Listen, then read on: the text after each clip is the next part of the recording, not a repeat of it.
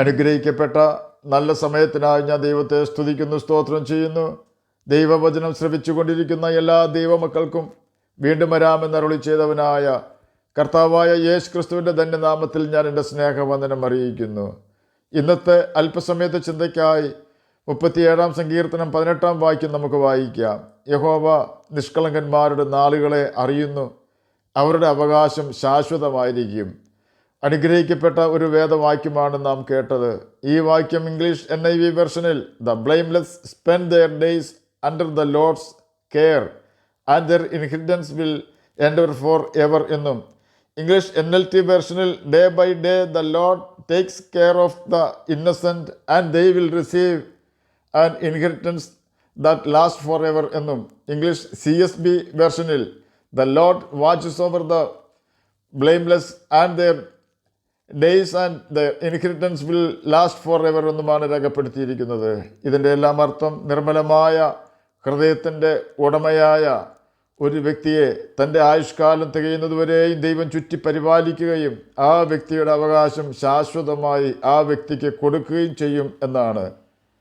നാളെ നമ്മുടെ ജീവിതത്തിൽ എന്ത് സംഭവിക്കുമെന്നോ നാം ഈ ഭൂമിയിൽ എത്ര കാലം ജീവിച്ചിരിക്കുമെന്നോ അറിയുന്നില്ലെങ്കിലും ദൈവം നമുക്ക് രാത്രിയിൽ സ്തോത്രഗീതങ്ങളെ നൽകുകയും ഭൂമിയിലെ മൃഗങ്ങളെക്കാൾ നമ്മെ പഠിപ്പിക്കുകയും ആകാശത്തിലെ പക്ഷികളെക്കാൾ നമ്മെ ജ്ഞാനികളാക്കി തീർക്കുകയും ചെയ്യുന്നു എന്ന് ഇയ്യോബിൻ്റെ പുസ്തകം 35 അധ്യായം 10-11 വാക്യങ്ങളിൽ കൂടി കർത്താവ് നമുക്ക് അറിവ് തരുന്നുണ്ട്.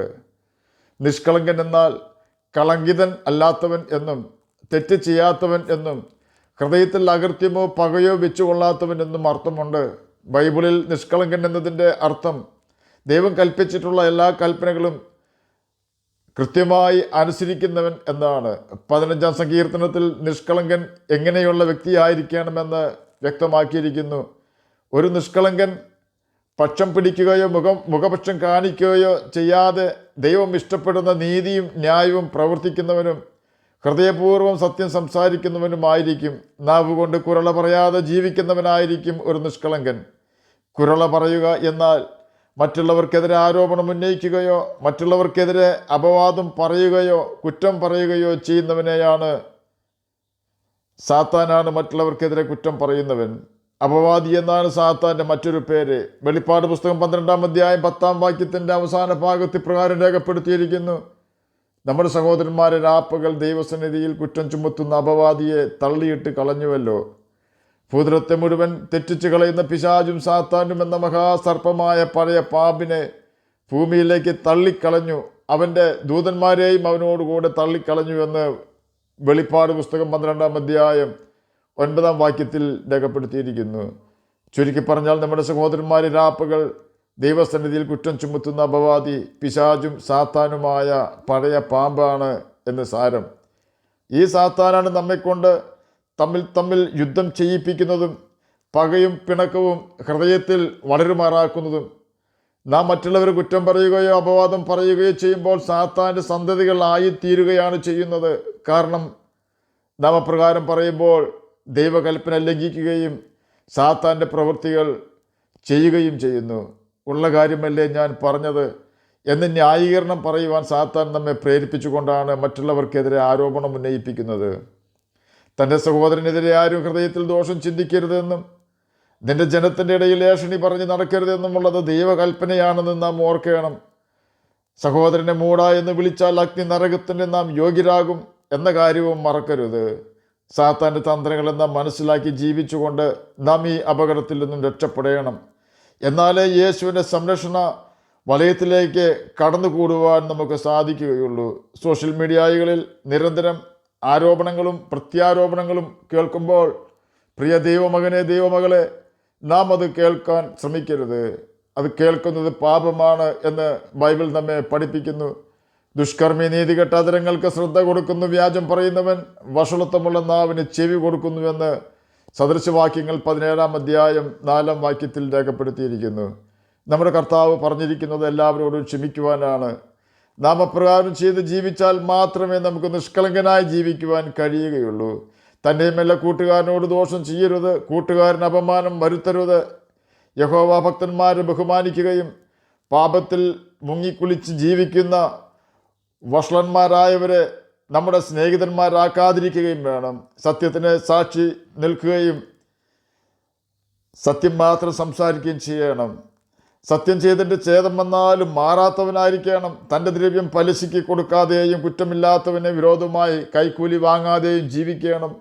ഇപ്രകാരം ഒരു വിശുദ്ധ ജീവിതം നാം ജീവിച്ചാൽ കർത്താവ് നമ്മെ നോക്കി പറയും, നീ എനിക്ക് ബോധിച്ച പുരുഷനാണ് എന്ന്. ഇയ്യോബിനെയും ദാവീദിനെയും ദാനിയേലിനെയും ദൈവം നീതീകരിച്ചിട്ടുണ്ട്. അപ്രകാരം നാം ഒരു നിഷ്കളങ്കനായി ജീവിച്ചാൽ അവൻ നമ്മെ ദുഷ്ടൻ്റെ കെണിയിൽ വീഴാതെ നമ്മെ സംരക്ഷിക്കുകയും നമ്മുടെ എല്ലാ ആവശ്യങ്ങളും നിവർത്തിച്ചു തരികയും ചെയ്യുമെന്നാണ് 37 സങ്കീർത്തനം 18 വാക്യത്തിൽ കൂടി ദൈവാത്മാവ് നമുക്ക് ഉറപ്പ് തരുന്നത്. തന്നെയുമല്ല, ദൈവം നമുക്ക് തരുന്ന അവകാശങ്ങൾ ശാശ്വത അവകാശമായി നമുക്ക് ലഭിക്കുകയും ചെയ്യും. ദൈവം തരുന്ന അവകാശം അവൻ്റെ പുത്രത്വമാണ്. തന്നെയുമല്ല, ദൈവത്തിൻ്റെ ആത്മാവിനെയാണ് അവൻ നമുക്ക് അവകാശം തരുന്നത്. ദൈവം നമുക്ക് തരുന്ന അവകാശം നിത്യജീവനാണ്. ആമേൻ, ആമേൻ. ഞാൻ നിങ്ങളോട് പറയുന്നു, പാപം ചെയ്യുന്നവനെല്ലാം പാപത്തിൻ്റെ ദാസൻ ആകുന്നു.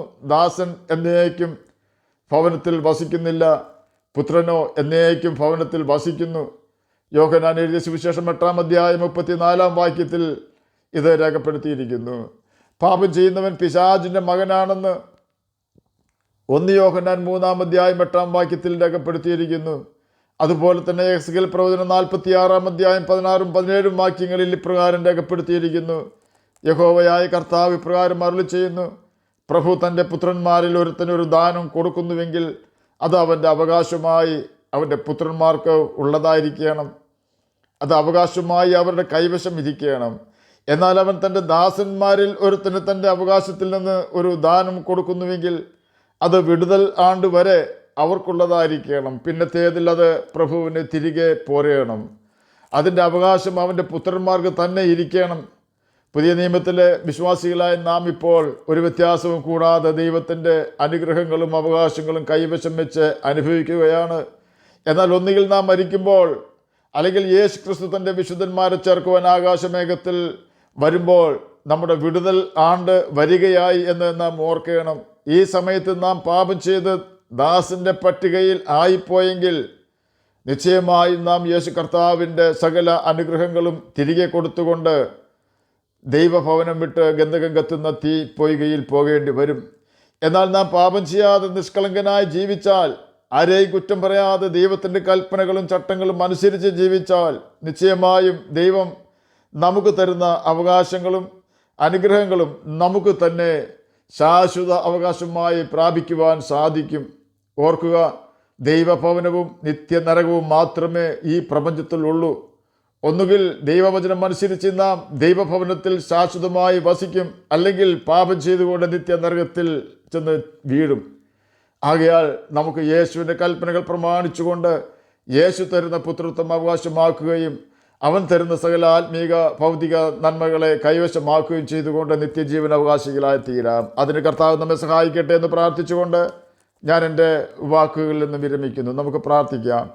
ഞങ്ങളെ സ്നേഹിക്കുന്ന സ്വർഗീയ പിതാവേ, നല്ല വചനത്തിനായി അങ്ങയെ സ്തുതിക്കുന്നു, സ്തോത്രം ചെയ്യുന്നു. എന്നെ കേൾക്കുന്ന ഏതെങ്കിലും പ്രിയപ്പെട്ടവർ അങ്ങയെ തിരിച്ചറിയാതിരിക്കുന്നുവെങ്കിൽ അങ്ങയെ തിരിച്ചറിയുവാൻ തക്ക കൃപ അവർക്ക് കൊടുക്കണമേ. നിർമ്മലമായൊരു ഹൃദയം ഞങ്ങൾക്ക് എല്ലാവർക്കും തന്ന് സഹായിക്കണമേ. അങ്ങയുടെ വചനം വായിക്കുവാനും ഗ്രഹിക്കുവാനും അതിന് പ്രകാരം ജീവിക്കുവാനും മടിയനെ കേൾക്കുന്ന അങ്ങയുടെ കുഞ്ഞുങ്ങളെ സഹായിക്കണമേ. രോഗത്താൽ ഭാരപ്പെടുന്നവർക്ക് രോഗസൗഖ്യം കൊടുക്കണമേ. വാർദ്ധക്യ സഹജമായ പ്രയാസങ്ങൾ അനുഭവിക്കുന്നവർക്ക് അതിൽ നിന്ന് മോചനം കൊടുക്കണമേ. ജഡത്തിൽ കഷ്ടത അനുഭവിപ്പാനിട വരാതെ അവർ സഹായിക്കണമേ. പ്രത്യാശ വർദ്ധിപ്പിച്ചു കൊടുക്കണമേ. പഠിക്കുന്ന കുഞ്ഞുങ്ങൾക്ക് പഠിക്കുവാനുള്ള ബുദ്ധിയും ജ്ഞാനവും ഓർമ്മശക്തിയും കൊടുക്കണമേ. പ്രാർത്ഥന കേട്ടതിനായി സ്തോത്രം.